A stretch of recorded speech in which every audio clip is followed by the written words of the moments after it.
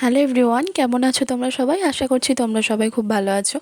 তো অনেক দিন পরে একটা মিনি ব্লগ শেয়ার করছি তোমাদের সাথে। এই ভিডিওটা হলো চড়কের দিনে করা।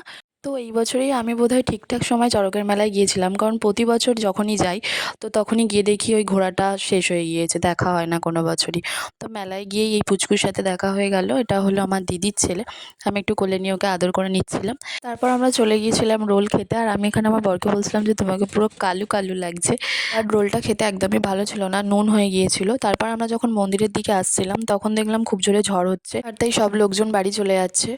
আর এই এত ঝড়ের মধ্যেও পাগলিটা নাচানাচি করে যাচ্ছে। কি সুন্দর অনুষ্ঠানটা হচ্ছিল, কোথা থেকে একটা ঝড় এসে যেন সবকিছু ঘেঁটে দিল কেমন একটা। আর দেখো তো তোমরা এই পাগলিটাকে কেউ চিনতে পারো কিনা, এত দুষ্টুমির শেষ নেই। তো আমরা একটু মন্দিরে বসেছিলাম, বেশ খুব সুন্দর হাওয়া বইছিল, খুব ভালো লাগছিল। তারপরে এই পুচকুটা এসে আমাদের ঢুস ঢুস করে গুলি মেরে দিচ্ছিল। দেন আমরা একটু আইসক্রিম খেয়ে নিয়ে বাড়ি চলে আসলাম। টাটা।